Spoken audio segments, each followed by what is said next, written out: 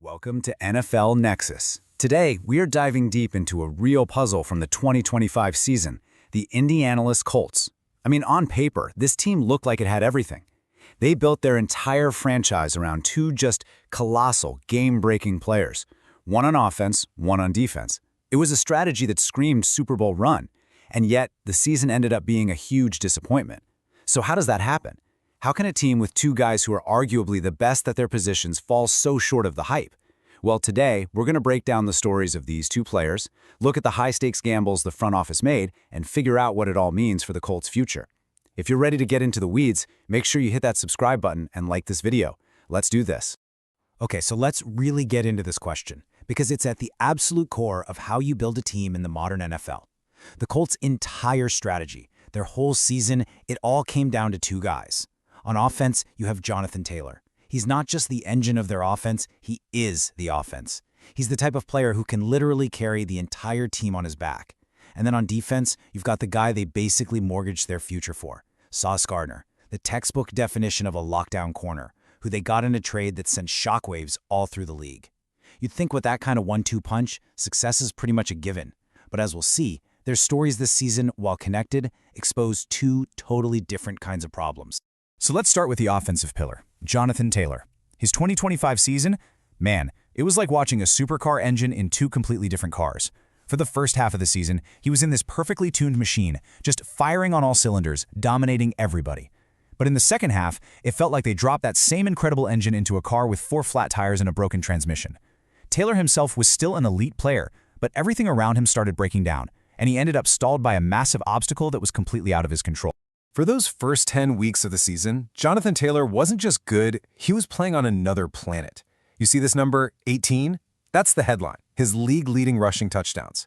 But honestly, that barely even scratches the surface of how dominant he was. He also led the entire NFL in total touchdowns with 20. He led the league in rushing attempts, which tells you right there he was the entire game plan. And he led the league in rushing first downs. So when the Colts absolutely needed to move the chains, everybody in the building knew who was getting the ball, and defenses still couldn't do a thing about it. He wasn't just a great running back, he was, without a doubt, the single most valuable offensive weapon in all of football during that stretch. And this right here, this is when you have to zoom out from just the 2025 season and look at the actual history books. Putting up numbers like that doesn't just make you an all-pro for the year, it puts you in a totally different stratosphere. He joined Emmitt Smith, the NFL's all-time leading rusher and absolute legend, as one of only 2 players in the entire history of this league to have multiple seasons with over 1,500 rushing yards and 18 or more rushing touchdowns. Just think about all the incredible running backs who've played this game: Barry Sanders, Walter Payton, LaDainian Tomlinson. To be on a list with just Emmitt Smith, that's not just generational talent. That is all-time great stuff, and it cemented him as a true cornerstone. So you're hearing all this, right? You're seeing the historical company he's in, and you're probably thinking, how on earth did this team not just run away with the division? With that kind of production from your best player, what could possibly go wrong? The answer is pretty much everything. After the team's Week 11 bye, it was like someone flipped a switch. His production didn't just take a little dip, it completely fell off a cliff. And the most frustrating part for the Colts and their fans is that the problem wasn't Jonathan Taylor. His talent didn't just vanish overnight. The problem was that the entire ecosystem around him just started to crumble. And this table, right here, this tells the whole story in just stark, brutal numbers. Look at that drop-off. In the first 10 games, he's averaging almost 6 yards every single time he touches the ball. In the final 7 games, that gets cut nearly in half to 3.3. 15 touchdowns down to just 3. So, what happened? Well, it was this catastrophic domino effect of injuries. The first domino was quarterback Daniel Jones trying to play through a fractured fibula, which already put a huge damper on the passing game. But the final nail in the coffin was Jones suffering a season-ending Achilles tear. Without any credible threat of a pass, defenses could just do what's called stacking the box. They'd bring 8, sometimes even 9 guys right up to the line of scrimmage, basically creating a wall of bodies. Their one and only goal was to stop Jonathan Taylor because they knew the Colts couldn't beat them through the air. The team's best weapon was just neutralized, not because he got worse, but because every other threat around him disappeared. Okay, now let's shift gears and look at the other pillar of this team, because while the offense was slowly falling apart because of injuries, the front office wasn't just sitting back and watching. No, they did the exact opposite. They pushed all of their chips to the middle of the table and made a massive, franchise-altering trade on the defensive side of the ball. They took a huge swing, a real high-stakes gamble to get a player they believe could single-handedly change their defense. And when I say the price was a gamble, I mean it was absolutely colossal.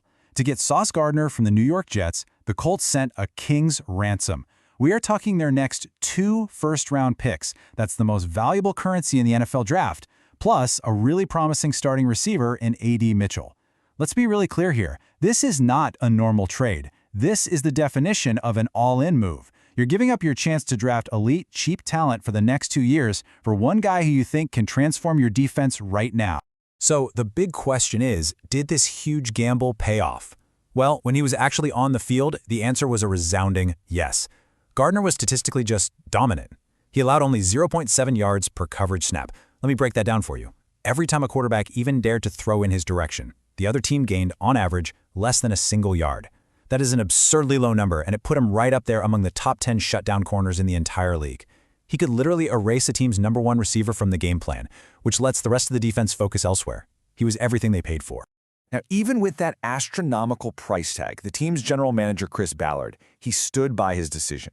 He framed it not as some short-term fix, but as a long-term, foundational investment. And as he points out in this quote, you're not just trading for some random guy, you're getting a proven 24-year-old premier player who's already been to Pro Bowls. This is a guy who can be a core piece of your franchise for the next 10 years. In Ballard's mind, the certainty of getting a young, elite player like Sauce was worth more than the lottery tickets of future draft picks. And this right here, this brings us to the very heart of the problem for the 2025 Indianapolis Colts.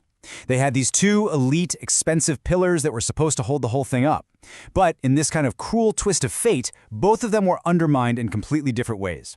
Their fates were connected, and the separate problems they each faced combined to really expose how fragile the team's entire star-focused strategy really was.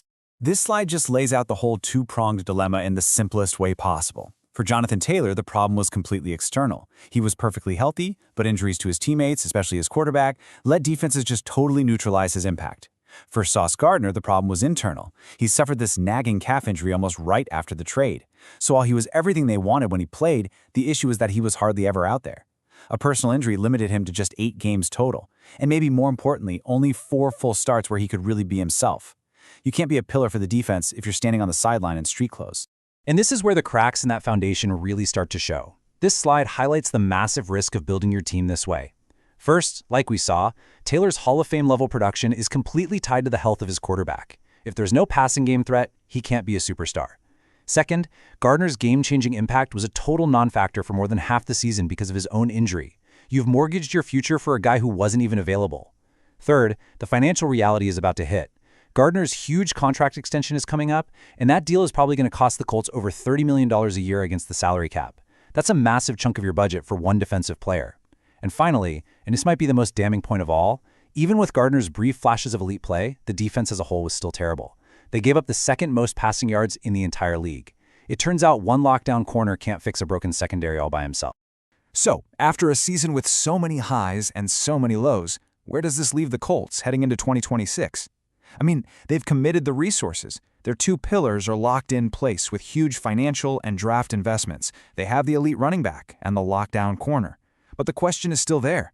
What's the path forward to turn this expensive, fragile foundation into a real championship contender? Before we get to the final conclusion, if you're enjoying this deep dive, please take a second to hit that like button and subscribe to NFL Nexus for more breakdowns like this. And hey, for all the football fans watching, a quick reminder to check out our collection of NFL-themed coloring books. They're perfect for kids, grandkids, and even adults. You can find the link in the description or just scan the QR code on your screen right now. It's a fantastic way to support the channel. You know, when you strip away all the complex stats and the contract details, it really all boils down to this one simple truth. The biggest challenge for the Colts is brutally simple to say, but incredibly difficult to actually do in the violent world of the NFL. Get healthy and stay healthy. It's not about going out and getting more stars. It's about keeping the ones you have, and just as importantly, the players who support them on the field. The health of the quarterback to unlock Taylor, the health of the offensive line to open up running lanes, and Sauce Gardner's own durability. Those 3 things, more than anything else, will decide whether this whole high-cost, star-centric gamble pays off, or if it just goes down as another cautionary tale. And that leaves us with this final provocative question that really goes beyond just the Colts and speaks to the future of team building for the entire NFL.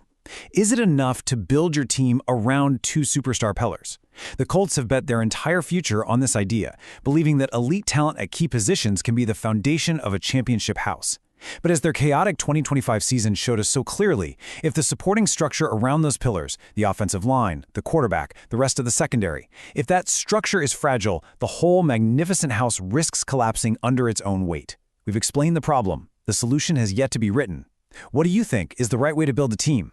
Let me know your thoughts down in the comments. Thanks for watching this explainer from NFL Nexus.